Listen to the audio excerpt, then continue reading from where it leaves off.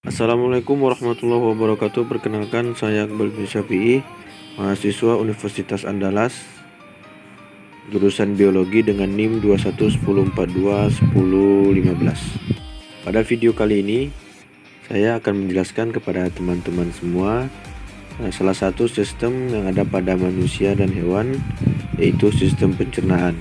Yang mana sistem ini sangatlah penting untuk berlangsungannya hidup manusia atau makhluk hidup. Nah, mari kita mulai. Seperti yang kita lihat bahwa sistem pencernaan memiliki berbagai macam organ, di mana organ ini mendukung atau bekerja sama dalam sistem pencernaan ini. Sistem pencernaan merupakan serangkaian jaringan organ yang memiliki fungsi untuk mencerna makanan, yang mana makanan-makanan nantinya akan diproses secara mekanik dan juga dengan secara kimia. Pencernaan secara mekanik yaitu pencernaan yang terjadi di dalam lambung yang melibatkan gerakan fisik dalam tubuh. Tujuan pencernaan mekanik ini adalah untuk mengubah ukuran molekul makanan atau ukuran makanan menjadi lebih kecil dan halus yang awalnya besar. Dan sedangkan pencernaan secara kimia yaitu pencernaan yang melibatkan enzim yang ada pada mulut dan juga terdapat pada lambung. Dalam sistem organ pencernaan, organ-organ di dalam sistem ini terbagi menjadi dua kelompok, yang mana terbagi menjadi saluran pencernaan dan organ pencernaan tambahan. Yang pertama yaitu saluran pencernaan. Saluran pencernaan merupakan saluran otot berupa tabu yang dikelilingi otot. Saluran pencernaan mencerna makanan, memecahnya menjadi bagian yang lebih kecil dan menyerap nutrisi bagian dari makanan. Organ-organ yang termasuk dalam saluran pencernaan terdiri dari mulut, faring, esofagus, lambung, usus halus serta usus besar, di mana nanti makanan akan dikeluarkan oleh anus. Selanjutnya organ pencernaan tambahan, di mana organ pencernaan tambahan ini berfungsi untuk membantu saluran pencernaan dalam melakukan kinerjanya. Ya, salah satunya yaitu gigi, lidah yang terdapat di rongga mulut, dan kantung empedu dan juga kelenjar pencernaan.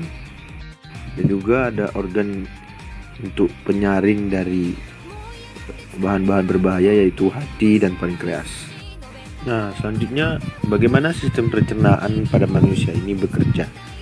Dimana sistem pencernaan pada manusia ini diawali dengan masuknya makanan melalui rongga mulut, yang mana di dalam rongga mulut itu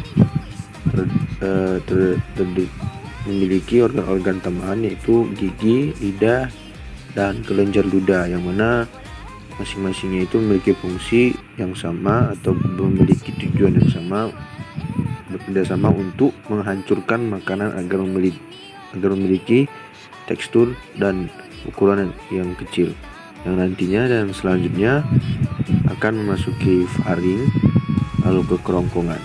Nah, setelah masuk ke dalam kerongkongan, makanan tersebut akan masuk ke dalam lambung, yang mana di dalam lambung akan terjadi pencernaan mekanik dan juga pencernaan kimia, mana akan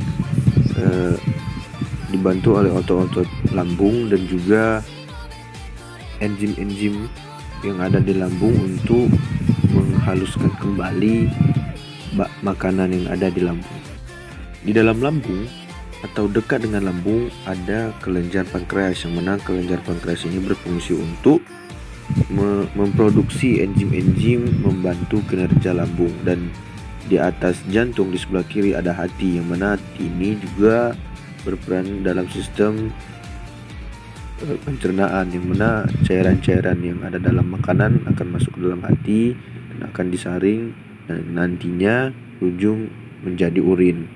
Makanan akan masuk ke usus halus, yang mana di usus halus ini vitamin-vitamin atau zat-zat yang diperlukan oleh tubuh akan diserap, yang mana nanti akan disalurkan ke seluruh tubuh. Nah, setelah makanan telah diserap dan masuk ke usus besar, yang mana di usus besar ini terjadi juga penyerapan unsur-unsur yang ada di makanan yang sebelumnya telah disaring di dalam usus halus.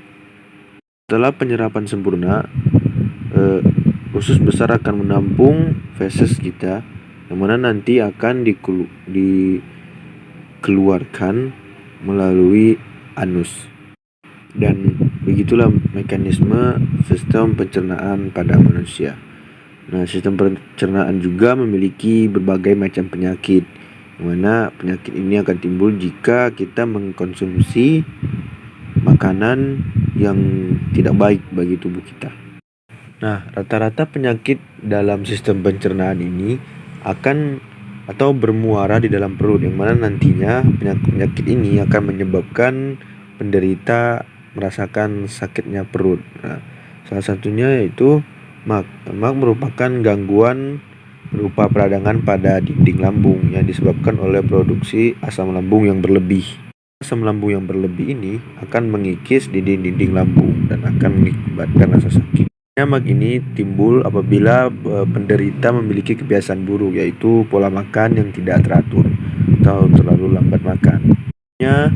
Penyakit yang kita namakan dengan diare atau feces encer, yang mana penyakit ini terjadi akibat usus halus atau proses penyerapan nutrisi yang ada di usus itu tidak berjalan dengan baik, yang mana menyebabkan kondisi feces memiliki cairan yang lebih.